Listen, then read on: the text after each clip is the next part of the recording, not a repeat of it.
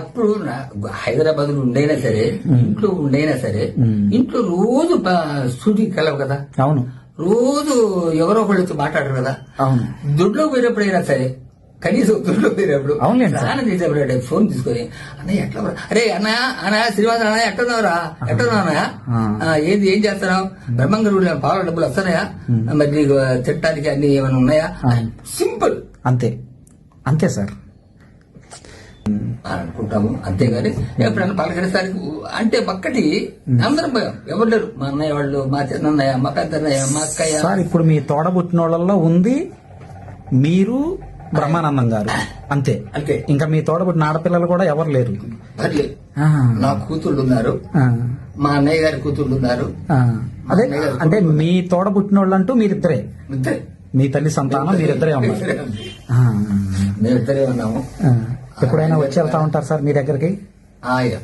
అంటే తక్కువ, ఎప్పుడు వస్తాడు కానీ నేను కూడా, ఎందుకంటే ఒకటే విషయం నేను చెప్తూనే, ఎందుకంటే ఒకసారి 2 సార్లు గొప్పవాడు పలకరిస్తే చిన్నవాడికి కాస్త చదువుగా ఉంటది, మాట్లాడడానికి బాగుంటుంది, ధైర్యం ఉంటుంది. ఆ ధైర్యం లేదు బాబు. అదేలేండి సార్, అదేలేండి. మనకు మనంగా వెళ్తే ఎలా ఉంటది, ఎలాగుంటదో అనే ఒక భయం తప్ప వేరేం లేదు. వాడు అంటే కూడా కాదు, కానీ మనకే ఆ ఫీలింగ్ అనమాట. అంతే తప్ప అంటే పలకరిస్తారు. నువ్వు వచ్చి అన్నావు అనుకోండి, మీరు వచ్చారనుకోండి, మరి ఎంత ప్రేమగా ఉంటేనే కదా మరి. అవును. ఏదైనా లేదు. ఇప్పుడు నేను మాత్రం ఒక్కడే ఉన్నాను. ఇప్పుడు కాకపోతే బాధ ఏంటంటే, బాధ ఏమి లేదు.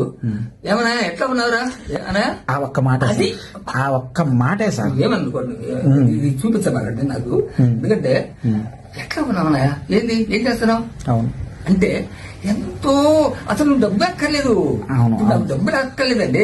వచ్చాడంట, నాకు తెలియదు నిన్ననో ఇవాడు.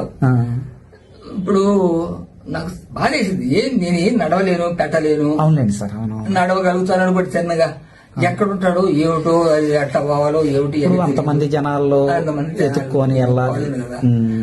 వాడు రాకపోయినా రావడానికి వీలు పడదు, నా ఇల్లు బాధపడతారు, సమస్య. అవును అవును. ఆయన ఇక్కడ దిగాడంటే అసలు ఈ రోడ్డు పట్టదు. లేదు, వచ్చాడు కానా, నువ్వు వచ్చి నువ్వు ఇది కూడా కాదు, హైదరాబాద్ తీసుకొని రానా నువ్వు ఒకసారి చూడాలని అని అంటే, అవును సార్, అవునవును, అది చాలు, ఇంకేమి లేదు. అవునవును. ఇప్పుడు అమ్మాయిలు దండం పెడతారు హాయిగా. నేను బ్రహ్మంగారి గుడిలో ఉంటాను. అవును. బ్రహ్మంగారి గుడిలో పూజారి చేస్తుంటాను. అవును సార్. పావులపేట వస్తే లేకపోతే లేదు. నాకు మాత్రం ఆ స్వామి నాకు చక్కగా చూస్తున్నాడు. రెండోది ఏంటంటే పలకరింపు, అది ఎందుకంటే మీకు ఎప్పుడు ఏమవుతుందో ఎవరికి తెలియదు కదా. నేను ఇదివరకు 10 ఏళ్ళ నాడు వాడు పోయి దాదాపు 30 ఏళ్ళు 40 ఏళ్ళు అవుతుంది. నేను అప్పట్లో నేను కూడా పాటలు పాడతాను, నేను కూడా నాటకాలు వేస్తాను. నేను ఆశపడ్డా, అది కూడా చేయబడ్డది బాధ. ఇప్పుడు ఏం చేయగలను?